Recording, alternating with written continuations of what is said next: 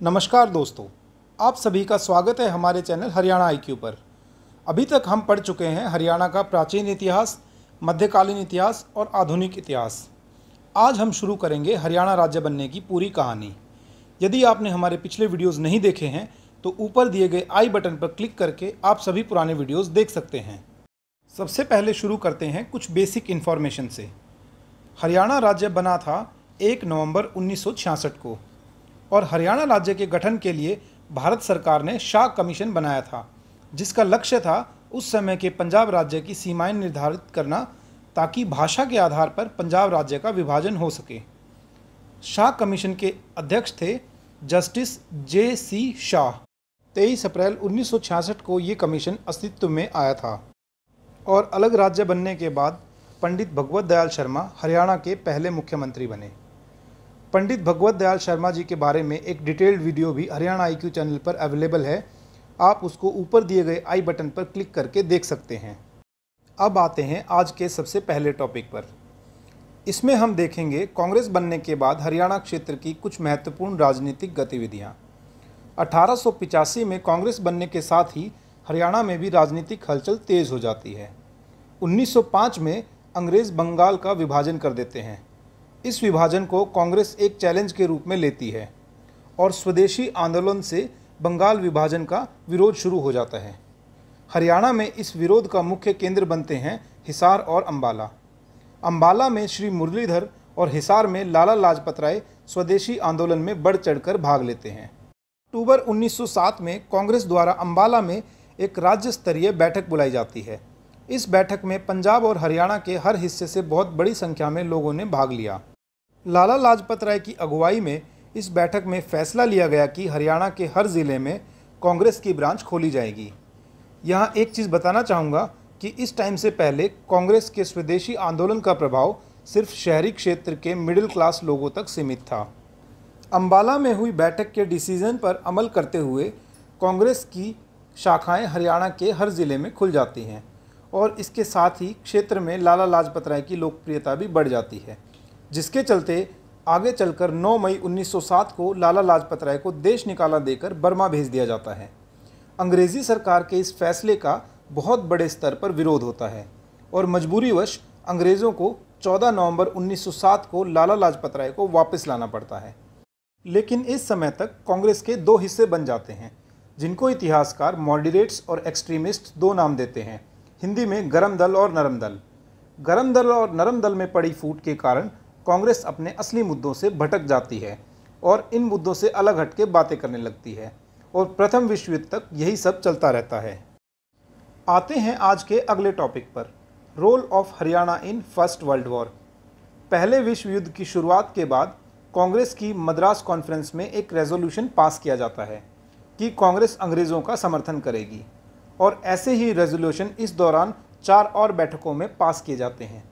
अंग्रेज़ों का यह साथ देने की इन बातों के पीछे मुख्य कारण था कांग्रेस की कमान का शहरी मिडिल क्लास के हाथ में होना, जिनका मानना था कि ऐसा करने से ये लोग अंग्रेज़ों से कुछ निजी बेनिफिट ले सकते हैं।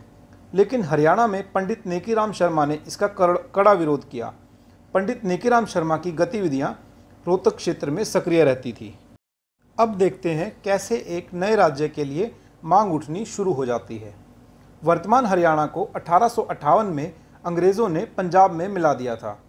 चूँकि हरियाणा के लोगों ने 1857 की क्रांति में बढ़ चढ़कर योगदान दिया था, इसलिए इसकी सज़ा के तौर पर क्षेत्र के लोगों को विकास से दूर रखा गया और हरियाणा के लोगों को अंग्रेज़ दूसरे दर्जे का नागरिक समझने लगे।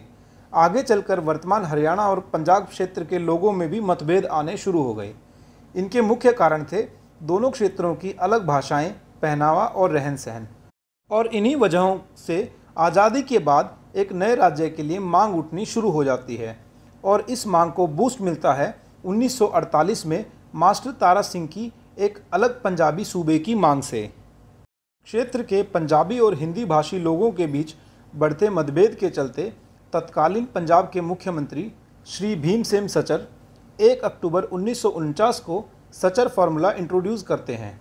इसके तहत राज्य को पंजाबी और हिंदी क्षेत्र के आधार पर 2 हिस्सों में बांटा जाए और हिंदी क्षेत्र में रोहतक, हिसार, गुड़गांव, कांगड़ा, करनाल, जगाधरी और नारायणगढ़ क्षेत्र को शामिल किया जाए, लेकिन हिंदी भाषी क्षेत्र के लोगों को यह फार्मूला पसंद नहीं आया और इसी कारण सचर फार्मूला विफल हो गया।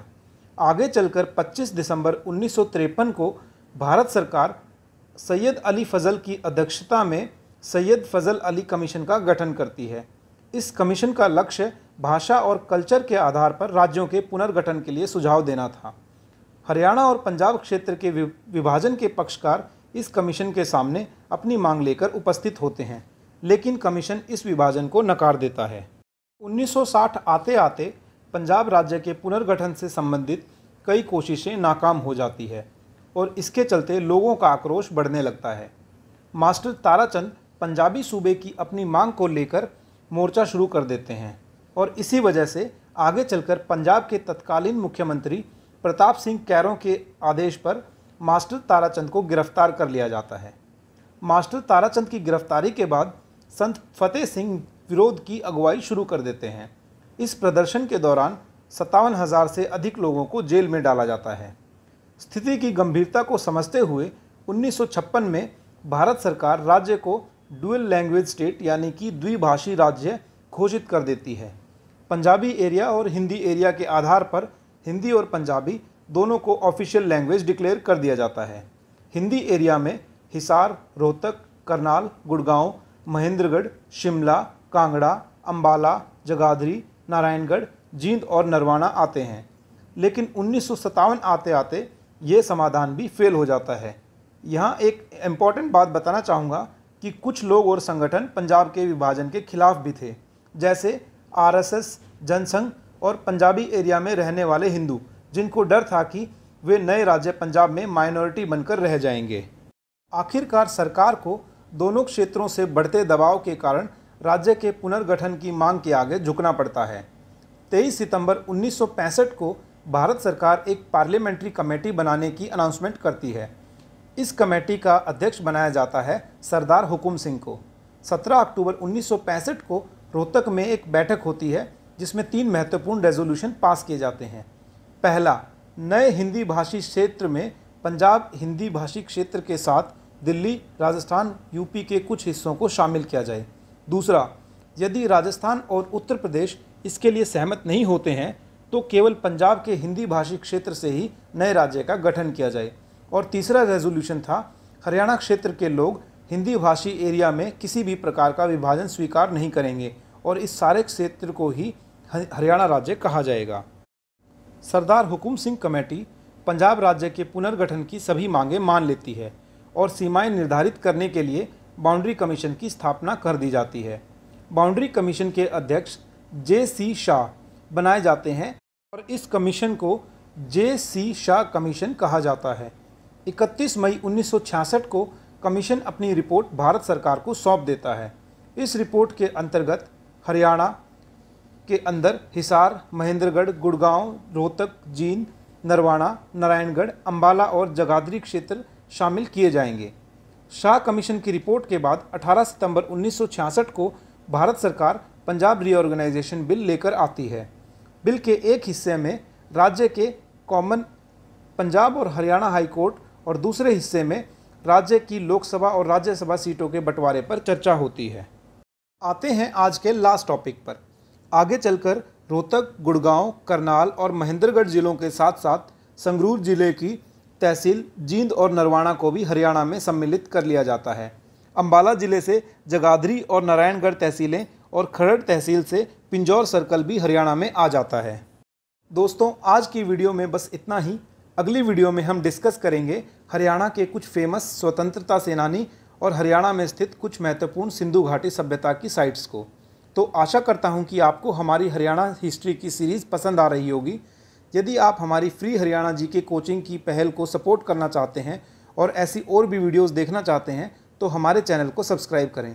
सवाल और सुझाव आप कमेंट बॉक्स में पोस्ट कर सकते हैं और यदि आपको यह वीडियो अच्छा लगा तो इसे लाइक करें और अपने दोस्तों के साथ शेयर करें। धन्यवाद। आपका दिन शुभ हो।